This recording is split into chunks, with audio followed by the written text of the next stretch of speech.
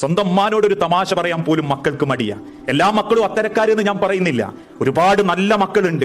വാപ്പന്റെ ഇമ്മന്റെയും ബർക്കത്ത് കിട്ടി അവരുടെ ഏറ്റവും നല്ല വാക്കോടുകൂടി ഈ ദുനിയാവെന്ന് മക്കളാൽ സന്തോഷിച്ച് പടച്ചോന്റെ അടുത്തേക്ക് മടങ്ങിയവര്.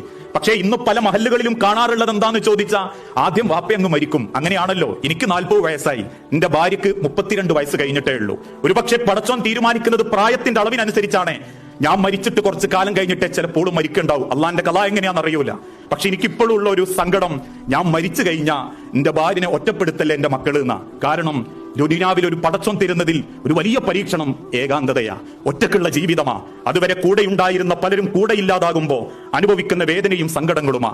അത് നമ്മളെ മാതാപിതാക്കൾക്ക് നമ്മളെ വീട്ടിൽ നമ്മളെ പെരുമാറ്റം കൊണ്ട് ആ ഏകാന്തതയും സങ്കടവും അവരനുഭവിക്കുന്നുണ്ടെങ്കിൽ, നമ്മളെ ഓർക്കുമ്പം നെഞ്ചിന്റെ ഉള്ളിൽ എവിടെയെങ്കിലും ഒരു പെടച്ചിൽ ആ മാതാക്കൾ അനുഭവിക്കുന്നുണ്ടെങ്കിൽ, മക്കളെ, ആ മാതാപിതാക്കളുടെ നാവിന്റെയും അവരുടെ പ്രാർത്ഥനയുടെയും ഫലമായി നാളെ പടച്ച റബ്ബിന്റെ കോടതിയിൽ വമ്പിച്ച ശിക്ഷ നമുക്ക് അനുഭവിക്കേണ്ടി വരും. അതുകൊണ്ട് നമ്മൾ ഓരോരുത്തരും ചിന്തിക്കേണ്ടത്, ആ മാതാവിന്റെ സ്വർഗം, മാതാവിന്റെ കാലടിയിലുള്ള സ്വർഗം അത് കണ്ടെത്താനും അവരെ തിരിച്ചറിഞ്ഞ് സ്നേഹിക്കാനുമാ.